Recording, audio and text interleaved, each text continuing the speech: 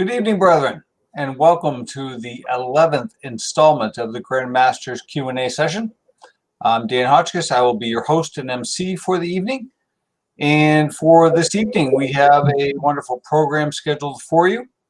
I will introduce the Grand Master as I have done in the past, and then from there we will do a review of the district town halls, which will be upcoming beginning in March. And following that, we will have a review of our per capita increase and a Q&A session that will be scheduled later in March by our Grand Treasurer. And then following that, we will have a introduction and review of the Granite State Cornerstones program by our Grant Education Officer, Right Worshipful Brother Dave Ackridge. And immediately following that, we'll have a kind of a brief teaser and interview and review of the program itself, of the Cornerstone program. And following that, we will have our closing remarks by our Grand Master. So I hope you all enjoy the program we have scheduled for this evening. And at this point in time, it gives me a great deal of pleasure to introduce to you our most worshipful Grand Master of the most worshipful Grand Lodge of the ancient and honorable fraternity of free and accepted Masons of the state of New Hampshire, most worshipful Brother Kenneth Clay Jr. Most worshipful. Good evening, Dan. Good evening, brethren all. It's great to be with you. I hope you're all having a fantastic 2021. Let me take an opportunity to wish you all a happy and joyous new year. Brethren, it sounds like we're going to get some interesting weather this week. I trust that you all will be safe, in addition to the practice that you all have been doing over the last almost year now of making sure from a COVID-19 perspective that you're taking care of yourselves. I do know that there are some brethren here in the state of New Hampshire that have been impacted by COVID-19, either directly or indirectly. I ask you all to do your very best to stay safe. I think this is also a great opportunity to take time out to make a phone call. Call some of your brethren, call some of your special ladies, make sure that they're all doing well. Now's the time when the world needs Freemasonry more than ever before. So let's make sure we're behaving as Masons do, contacting each other, extending a helping hand in whatever way we can. Brethren, we've got an exciting agenda here this evening. I look forward to hearing our various speakers. So, Right Worshipful Brother Hotchkiss, I return it back to you. Thank you very much, most worshipful. So, brethren, we are certainly coming up on the time of year when we have the opportunity as Grand Lodge officers, and our Grand Master has the opportunity to visit with you in a much more informal setting in our town hall sessions. We're certainly planning on to have those as a live meeting, but certainly given the COVID pandemic, we are open to the opportunity of having those in a more virtual setting if need be. So please keep that in mind as we move forward with those particular sessions. You may receive particular emails from us regarding those sessions in terms of if they switch to a virtual session. But at this time, I'd like to review the schedule that we currently have planned, as well as an overview of the agenda. So on Thursday, March 2nd, will be our first town hall meeting at Harmony Lodge in Hillsborough for District number 3. And on Tuesday, March 2nd. On Thursday, March 4th, District 2's town hall meeting will be held at St. Mark's Lodge in Derry.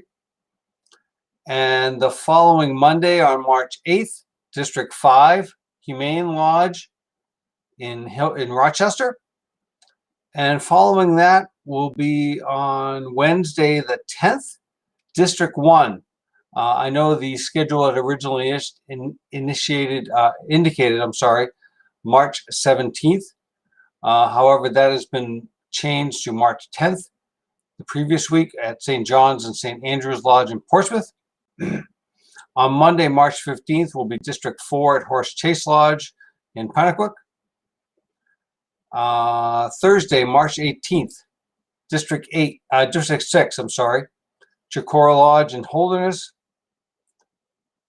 And on Thursday, the 25th, will be District 8 North Star Lodge in Lancaster. And to wrap up the sessions will be District 7 on March 31st at Union Lodge in Bristol. Again, brethren, keep in mind, please, that these may be changed to virtual sessions depending on the status of COVID. And at this time, I'd like to just kind of review the overall town hall agendas. So we'll open up with Grandmaster Grandmaster greetings from our most worshipful Grandmaster. And then we'll have a review of our charity drive from our Deputy Grandmaster, David Collins, and a review of our per capita increase and the rationale related thereto from our Grand Treasurer, Right Worshipful Brother James Lawrence. Following that, a review of building associations by Right Worshipful Brother Scott Borthwick. Following that again will be Right Worshipful Brother Borthwick reviewing our Special Ladies Awards. And then we'll have a discussion about the way forward with our Deputy Grand Master and what he has, some of his plans for the upcoming Grand Session.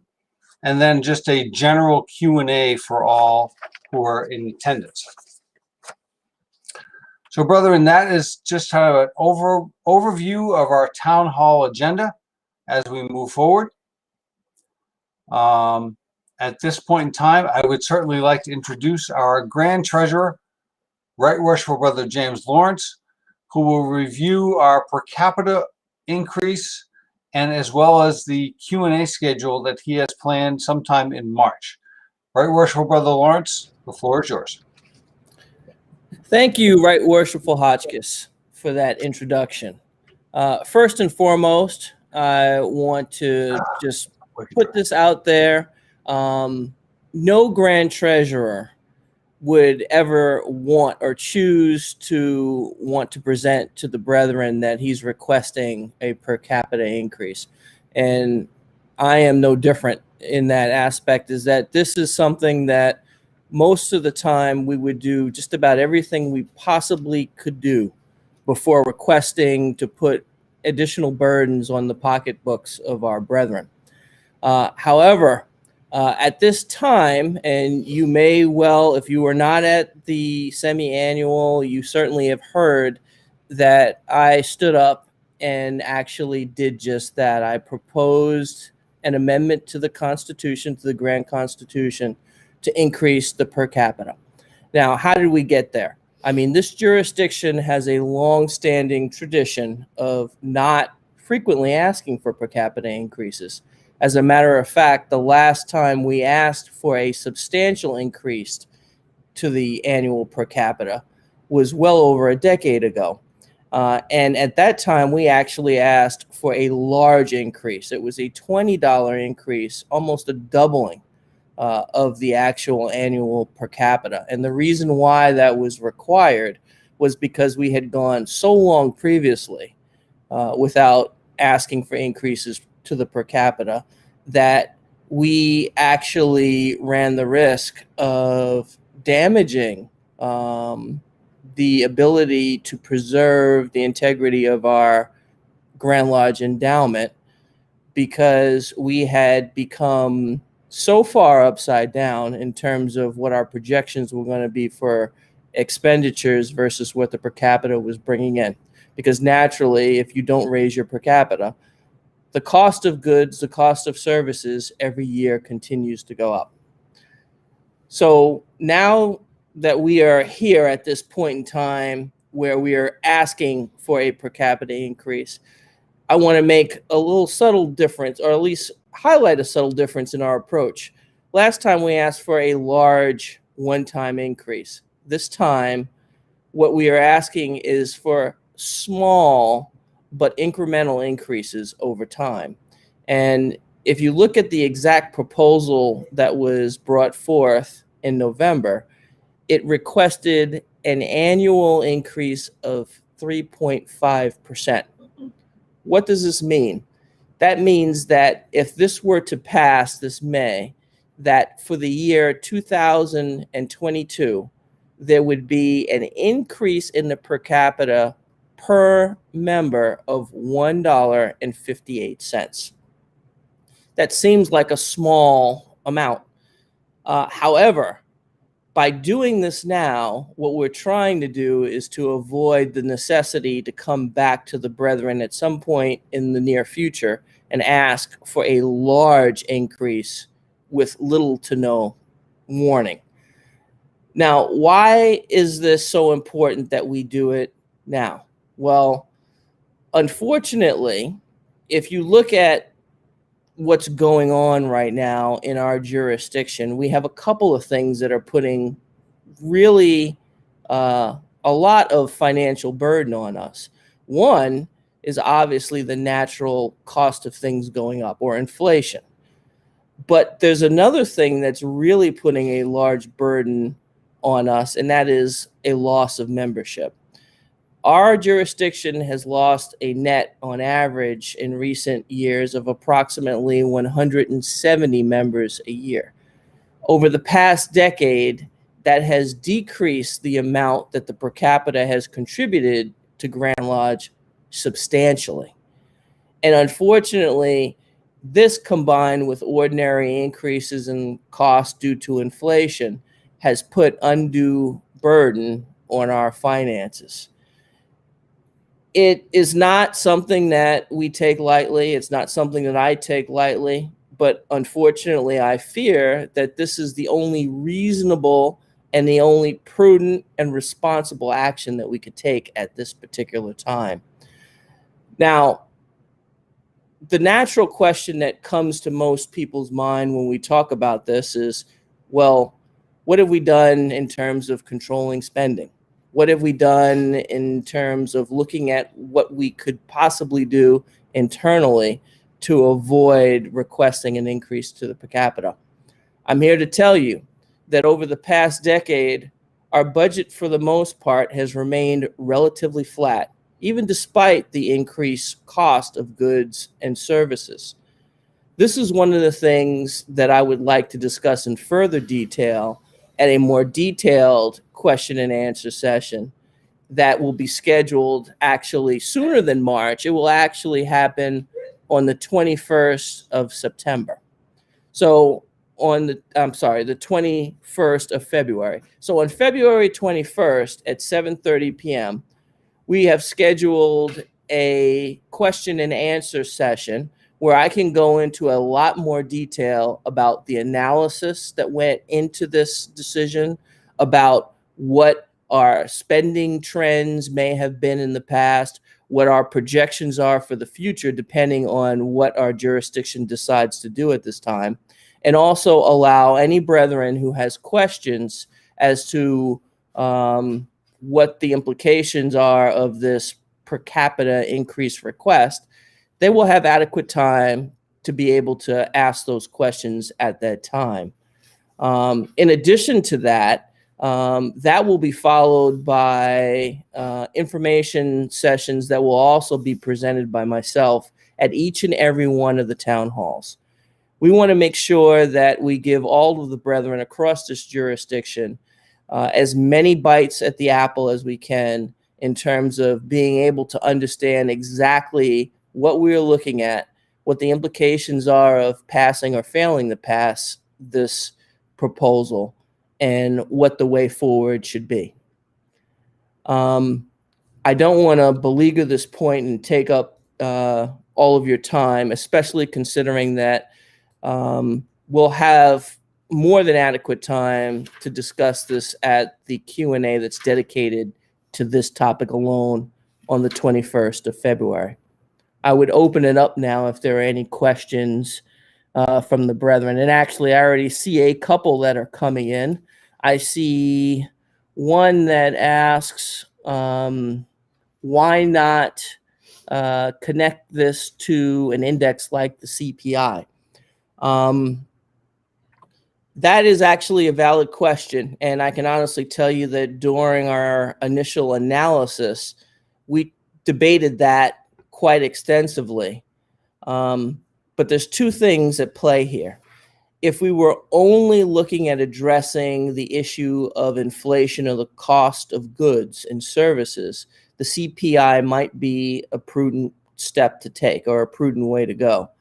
However, because we're trying to address not only the cost of inflation, but also the implications of a declining membership and the economic burden that is also placing on our funds, our precious resources. That is why our analysis came out with a fixed number that would guarantee that we would not only address part of the issue of declining membership, but also would help stave off some of the inflationary costs. I see another question here that's coming in. It says 3 cents per week, not too much to ask. Yeah, we are not asking a large sum, and that's by design. What we're trying to do is get ahead of this.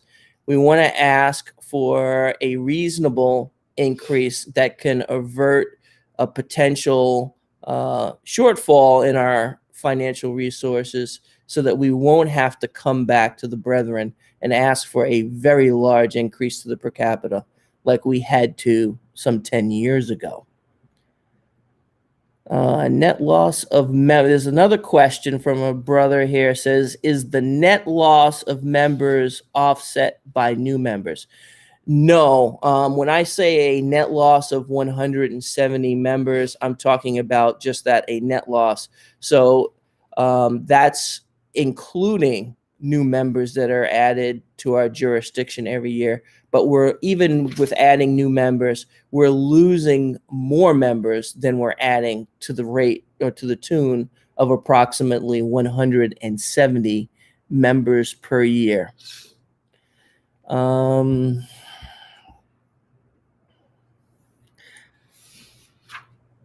Another question here.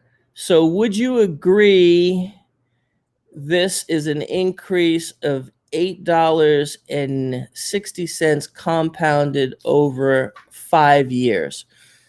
So I think what the brother is asking in this particular question, is this per capita increase going to have some type of cumulative effect? The answer is yes, it will have a cumulative effect. But as I stated earlier, the first increase would not happen until 2022, and that would be in the amount of $1.58. That amount that would increase would not substantially change for a decade. However, you are correct. Over a 5-year period, that increase would be larger than $1.58. However, a 5-year period and an increase over that time of less than $9 is a reasonable and prudent step to take to stave off the nearly 6-figure loss of revenue that we've sustained over the past decade for loss of membership, which we've already absorbed. I don't see any other questions there right now. Very worshipful. The only other question I see is will it be rounded up or down to the nearest dollar?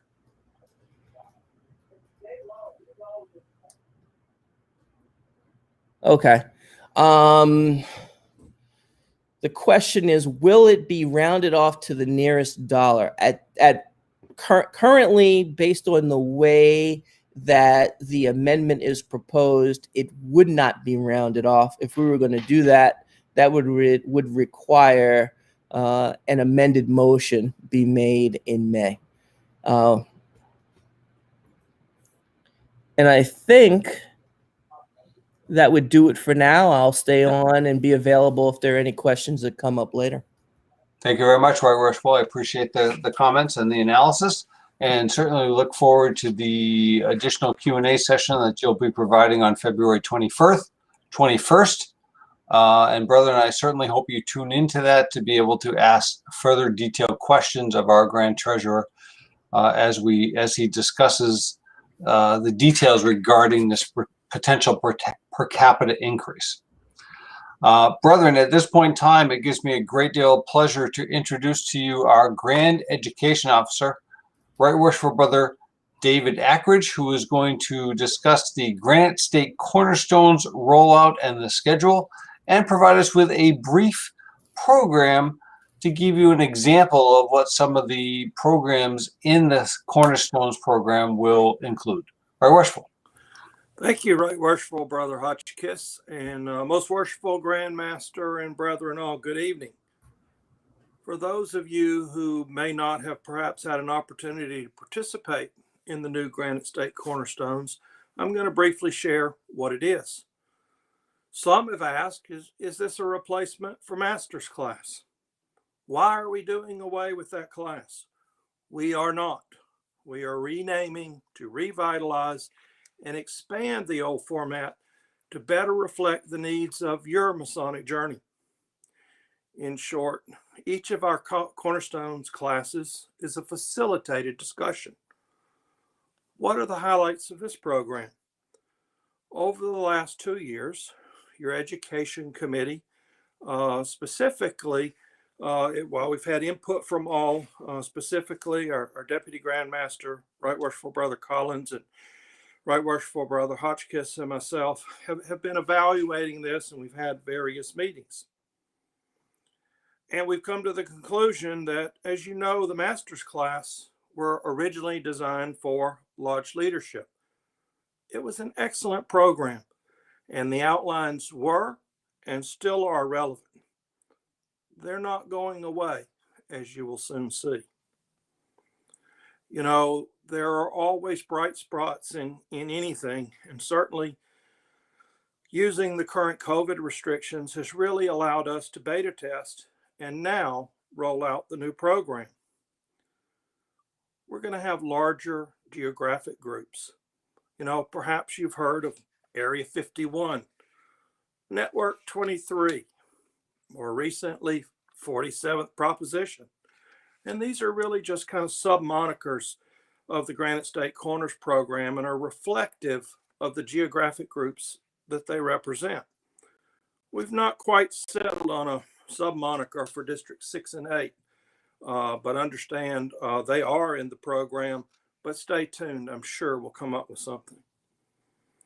And I think first and foremost in our minds is that we know that you are making an investment of your time, and our goal is to see that you can leave the Cornerstones discussion feeling that you have received a return on the investment of your time. Classes are not lectures, and participation in the discussion is encouraged but not required. And more importantly, and I think you'll see this in a little bit, they're designed for the group in attendance. You know, so for example, if we have a topic that is conducive and entered apprentice are allowed in, and we do that occasionally, then it will be at a level that is conducive to their level of understanding. So who puts all of this together?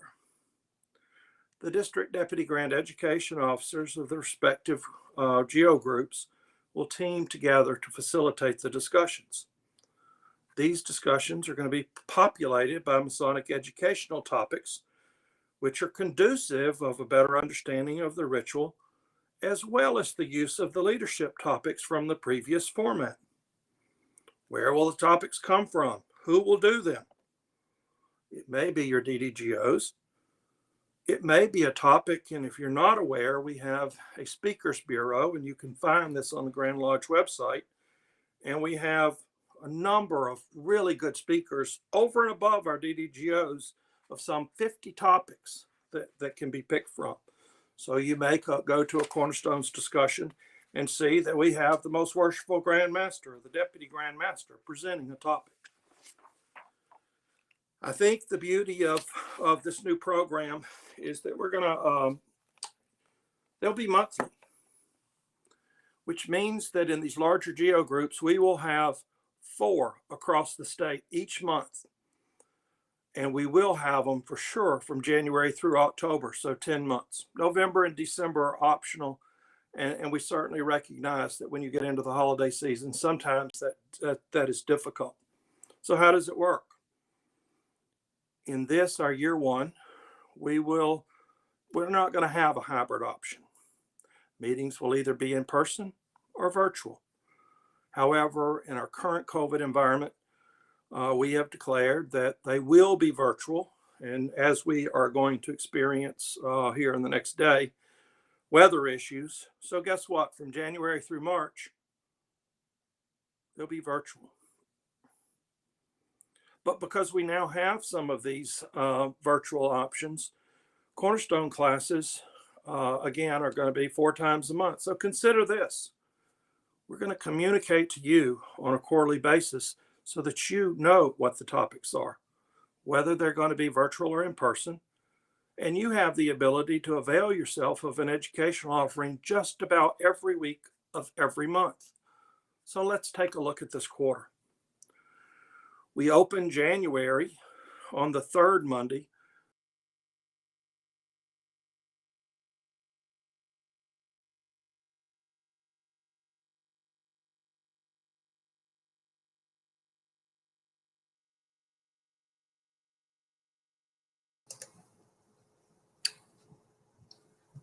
Dan, I believe you're muted.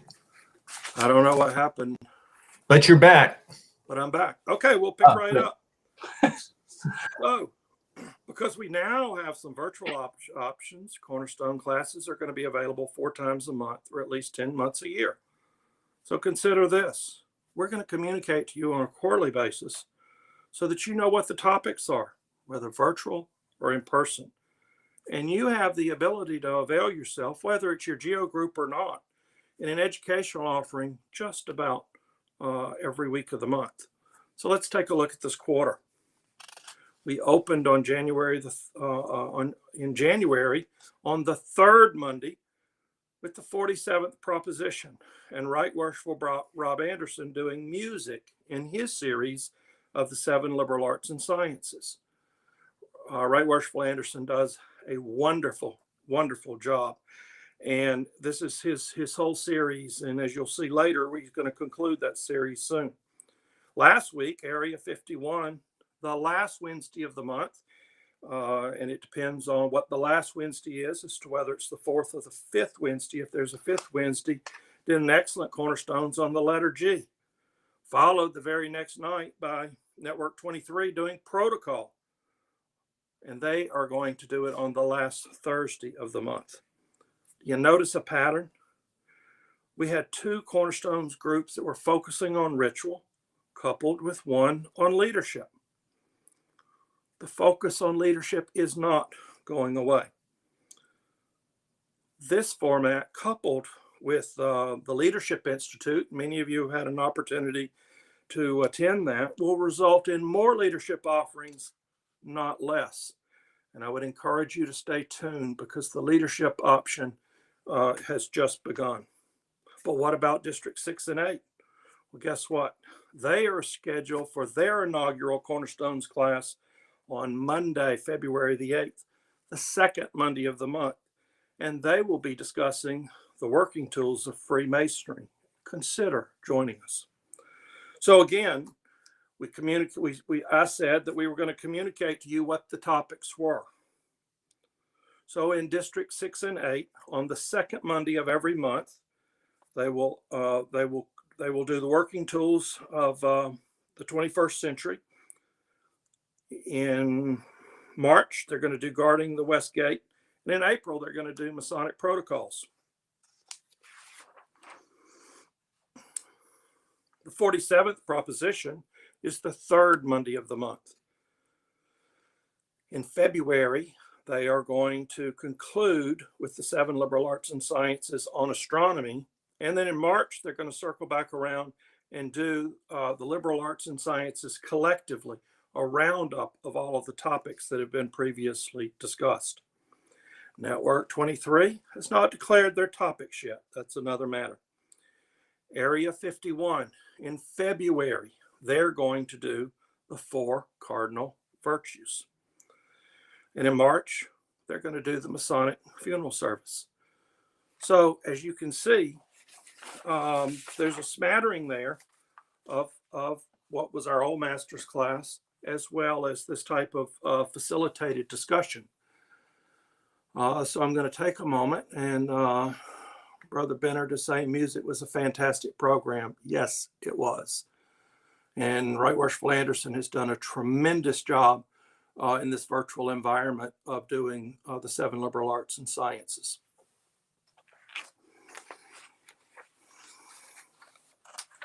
Other questions?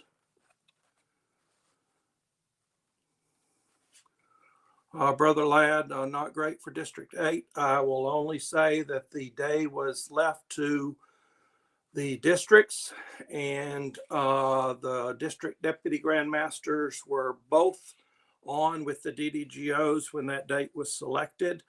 So can it be moved? Absolutely, but I will leave that up to you and the district deputy grandmasters. Okay. Okay. In short, I really hope that you will all give this a chance. I know that when we did the letter G over in Area 51 on Thursday, we had 12. And I think the unique thing about this is that while the day of the week is designed to be appropriate for the GO group, and sometimes it's not going to be appropriate out of the GO group, but you know, it allows you to have that life-work balance. And if you miss your GO group because you had a family obligation, no problem. Won't be the same topic, but you still have an opportunity to avail yourself of Masonic education or leadership if you choose. So with that, I'm going to give you a representative example. I can tell you, and I'm going to focus on one. It will not be the normal format because I don't have the ability to interact with you. So again, we're talking a facilitated discussion. But I do want to say this because I know the topic that I've kind of selected tonight is guarding the West Gate. And that has become, I guess, a buzzword. And I don't, it's certainly a solemn and serious obligation to we as Masons. So you're going to hear a series of questions that are the result of an actual presentation that we have done. And you will see that it invites discussion.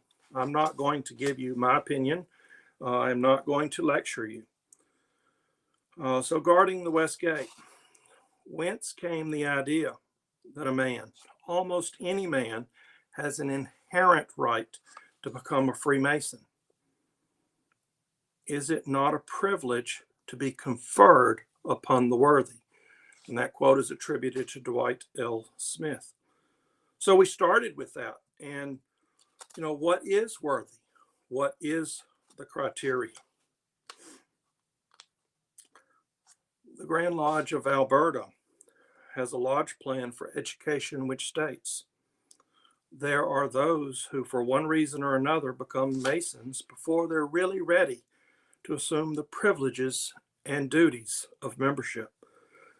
Many of these Masons, their good intentions notwithstanding, undergo a change of heart, and their curiosity being satisfied, they progress no further. It is hoped that a first meeting will dispel any reservations that the proposed petitioner may have, pro or con, and provide him with the widest possible experience and information on which to base his decision to petition for membership, which leads to a question. Should we immediately take a petition if we're asked? And I'll pause there for a moment because I know many of you may have had an opportunity to participate in the Granite State podcast that are occurring. And I know that this particular topic is going to be discussed. And some of these questions will be answered. So I'm going to, or at least in those brothers' opinions. So the discussion would continue. And so again, these questions are asked, and each of you, if you were participating in this, and we could be interactive, whether in person or virtual, would have an opportunity to speak to that. So what steps can we take before receiving the petition or having the petition we have in hand and before it's read?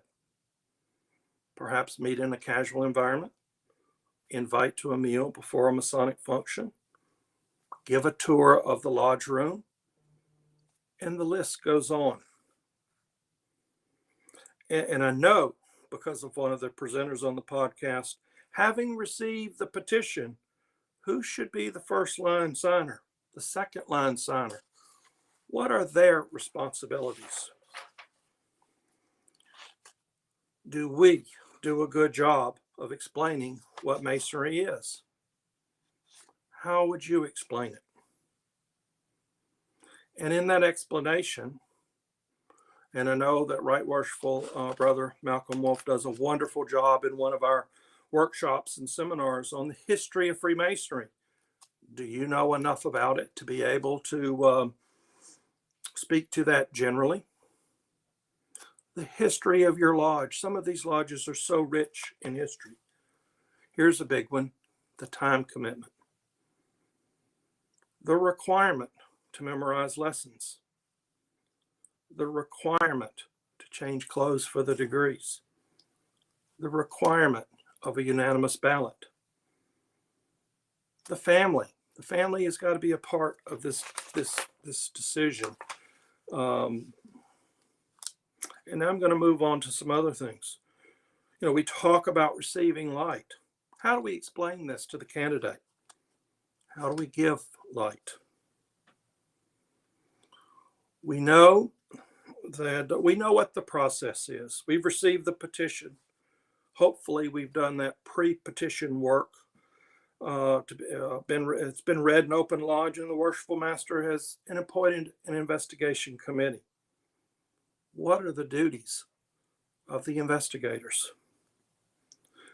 And this is a big one, and this is one that I think we often forget. Do the remainder of the brethren just hang back and wait on the investigation report? And this one I will take a position on. You shouldn't. And I'm going to. We don't do ritual on these things, but I do want to share a personal story. We did this topic in District 5, and our District Deputy Grand Master and our current Deputy Grand Secretary, Right Worshipful Brother David Cumming, was in attendance and very supportive of Masonic education. And we did this topic. And he's always participative, but some weeks later, I had an opportunity to be in his home lodge, Winnipesaukee Lodge, and they had an education program. But when it came time for him to speak, he said, he went back to this particular topic, and he said, I had to go and I had to search the ritual, because this is something, he's been a Mason for a long time. He says, I've never heard this thing guarding the West Gate, and I wanted to find in the ritual where we have the duty to do that. And so, to answer the question, do the remainder of the brethren just hang back and wait on the investigation report? I say no. And without reciting the ritual, I ask you to go back and look at the entered apprentice charge. And it starts off finely. And it talks about being faithful to the trust committed to your care, meaning you, the brother. And being manifest to our principles by a strict observance to the constitutions of the fraternity, by observing our ancient landmarks, and by refraining to recommend, or in this case, vote in the affirmative to anyone unless you believe that they have the same fidelity that will bring honor to our ancient institution. And, I'm seeing questions about lack of a mentor. And I know that mentorship is going to be taught to. And yes, it's important, but it is all of these things collectively. It's spending time with the one-on-one. It's the responsibilities of the first and second line signers. It is the responsibilities of each of us as members of that lodge. And it's continuous. It's about delivering on the expectation that many of our newer Masons come with. There is the internet. They've done some research. They're not coming for the menu that we're going to serve pre or post our our stated communication. And don't get me wrong, look at me. Some of you have been with me and shared a meal. I love to eat, and I love the fellowship that comes from that. And here, Brother Ellis, who is from Maine and a frequent traveler to New Hampshire, do we provide the candidate with someone more than just somebody to teach him his lesson? Someone he can come to for counsel or just ask simple questions. And again, I don't want to sound like I am preaching, because these are all things that we would do in this facilitated discussion, and all of you would have an opportunity for input. So the investigations are done, the reports are read, and we move to balloting. Let's assume that all of that's been done and the investigating committee's done a wonderful job. How do you vote? What responsibility do you hold for that white ball or that black cube? You've heard the buzz. Nothing but favorable. Investigation is good, but you have this uneasy feeling. What do you do? How do you vote? And then finally, we hear in our opening charge about peaks and quarrels and those things that on how we're supposed to act Masonically. We probably hear the Worshipful Master say to vote for the good of Masonry. What are the reasons you would throw a black cube? So the vote's in. It is unanimous.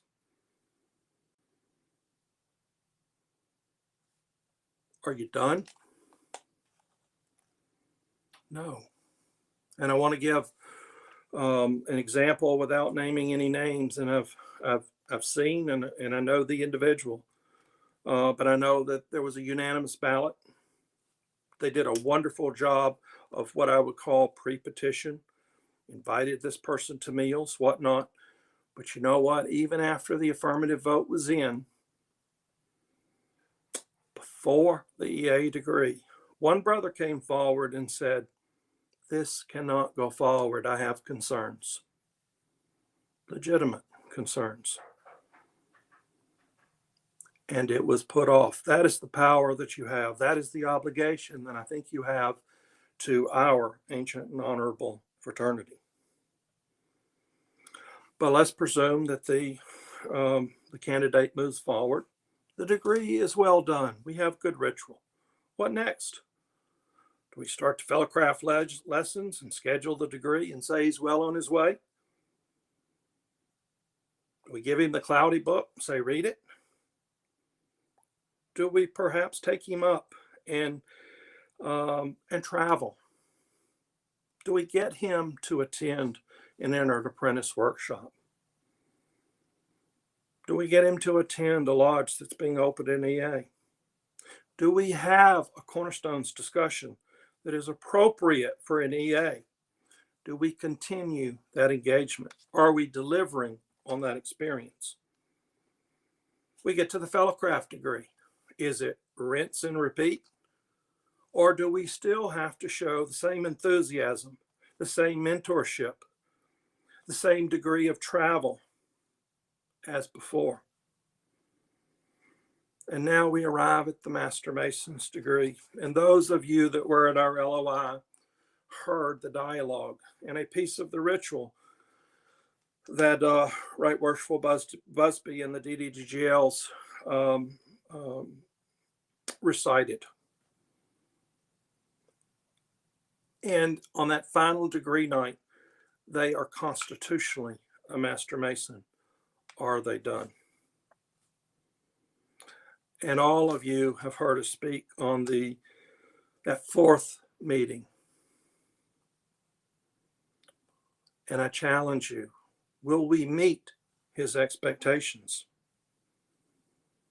And if we have properly guarded that west gate, is he coming ready for that journey to the east? Is he ready? Have we given him the tools? Have we explained those working tools? Have we mentored him to be able to move his Masonic journey, coupled with our lodge Masonic journey, coupled with the jurisdiction journey, which, as we know, is a function of good ritual. It's coupled with an understanding of the same, or Masonic education. It's coupled, quite frankly, with communication. Where have you heard those? And you know what? Where we see those demonstrated, we see candidates, brothers that stick. And so with that, I am going to go to the questions. Very worshipful. Yes. There was. Am I over time? No, you're fine. I was just going to say there was a question from Right Worshipful Brother Bennett about posting the classes and the information on the New Hampshire Facebook page for New Hampshire Masons, which I'm sure is beyond the comment chats in terms of the number that have appeared at this point. So I just wanted to address that particular question. Okay. I'm not sure I'm following the question. Will the information for the Cornerstones be posted on New Hampshire Facebook? Perfect. So we have to utilize, and we have to do a better job, because I can share with you that I know that Right Worshipful Busby's done a magnificent job when we get it to him of posting it on the New Hampshire Freemasonry page. And I know that in some of our districts, we have district Facebook pages and it gets posted there. But guess what? Not everybody's on Facebook. So we have to do a good job of utilizing the other means, primarily our grand view opportunities, our email capabilities. And, you know, the other thing that we have to do is that whether it be through our DDGOs, through our DDGMs, in the course of our travels, we have to talk about it. And that, is that responsive to the question? I believe it is. It is, Right Worshipful. Yep. And I think that's pretty much it for some of the questions that have come through. I will say that that Worshipful Brother Pond had a question regarding, how do we get brothers who have taken the EA degree or whatnot, who have maybe dropped off the path, to be interested again. And he mentioned forming a committee, and I would certainly answer that by saying certainly at a lodge level, I would recommend forming that committee, Worshipful Brother Pond, to be able to reach out to those brothers to kind of find out why perhaps they have decided not to continue in their path in Masonry. And you may discover that, maybe they determined that it wasn't for them, and that's okay. But and that's true, but don't you think, in going back to this whole topic, didn't we probably fail them very early on for not explaining it properly? Perhaps. Oh, certainly that the potential exists. Yeah, and I think that goes to the heart of the matter. And from that quote that I mentioned, sometimes the time is not right. And I know one of the things that Most Worshipful Clay has done, particularly during COVID, is that and when we do our workshops, we reach out to all of the EAs, not just the ones that have recently taken their degree, because we want to have an opportunity for that person that's hung about for 5 years or 6 years to have yet another opportunity. But when they get that email, it's incumbent upon us as a lodge to reach out to them. And I can share with you that Right Worshipful Stickney over at Corinthian Lodge, who is our DDG over in District 5, reached out to, I believe it was a fellow craft who had done his degree some time ago. And he sent him an email and he said, "Are you ready to resume your journey? We're doing this workshop. It's a new workshop." You know what? He blind copied me, so I knew that he had done it. And I reached out to this individual, not forcing, not pressuring, not saying you have to, but an invitation, because sometimes when you've hung about for 5 years and you've kind of lost that contact, you wonder whether you have an opportunity to come back. And sometimes a kind word, an email, an offer to pick up and deliver, an opportunity to share that it's going to be a refresher, that there's going to be this deeper dive or this discussion about what they might have observed 5 or 6 years ago. And that is an opportunity to bring them back. Agreed. And I do want to mention one other thing. Am I over time yet, right, Worshipful? You're fine. Just go for it. I want to mention one other thing because which goes to delivery of education. We have this thing in New Hampshire called the Anniversary Lodge of Research. Right Worshipful Brother Michael Kramer, who is the DDGO up in District 7, is serving as its Worshipful Master this year. And so we have yet another educational offering that is going to be virtual that is coming up on March the 22nd. It is a little deeper than what you might find in a Cornerstones class, but nevertheless, it's yet another offering. And that is going to happen every other month on the 4th Monday. And right, Worshipful Brother Hotchkiss, seeing no other questions, I will conclude my remarks and thank you all. And please reach out to me at GEO@NH Grand Lodge if you have any questions, if you have suggestions for topics, and as we continue to refine the delivery of this Cornerstones program to each of you in your respective GEO groups. Thank you very much. Right Worshipful Ackridge, thank you very much for that overview of the Cornerstones program. And certainly, brethren, I would encourage you to tune into the Cornerstones programs as they're being presented to allow you the ability to interact with the presenters as we move forward. Brethren, that actually concludes the formal presentations of our programs this evening. And not seeing any other questions at this point in time, I would like to turn it over to our most worshipful Grandmaster. Most worshipful. Thank you, Right Worshipful. I appreciate it. Brethren, for those that have been observing the chat tonight, it's pretty clear that there are some brethren who perhaps are in distress.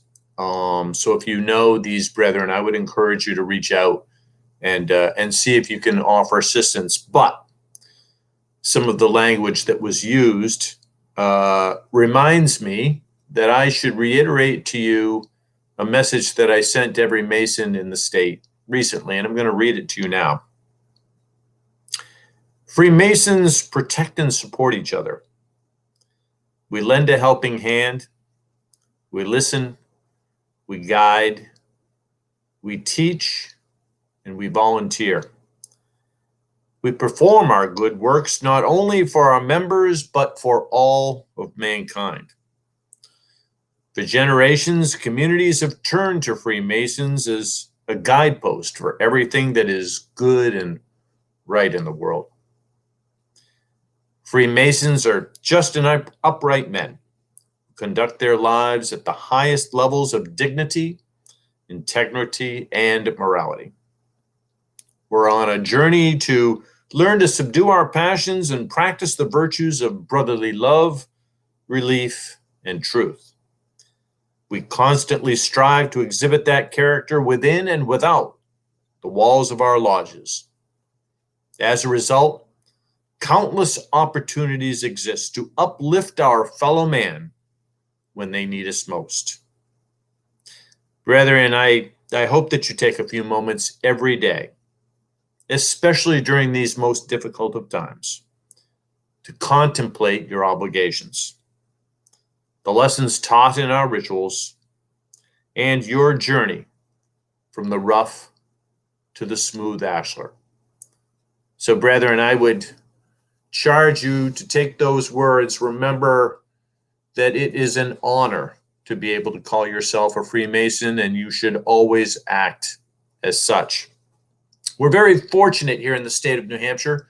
I participate in a call with my peers, the Grand Masters of New England, and due to various governmental regulations, New Hampshire is actually in a very positive spot where we are able to conduct our stated and special communications.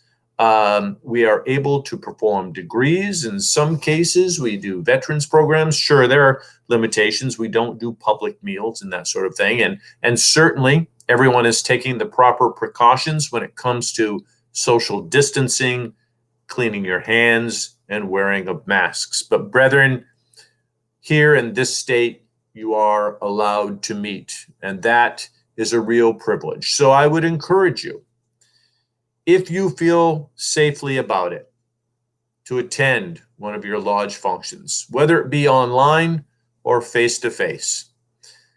Brethren, Freemasonry offers such a special gift to us. Open that gift and make the most of it. Brethren, I wish you health and safety, and I look forward to seeing you in a lodge very, very soon. Thank you, my brethren. Right, Worshipful Brother Hotchkiss, thank you. Thank you, Most Worshipful. Appreciate those wonderful words of inspiration. And brethren, that concludes our program for this evening. Certainly look forward to seeing you in our travels, and wish you all a safe and healthy time until we can meet again. Thank you all, brethren, for tuning in, and look forward to seeing you in the future.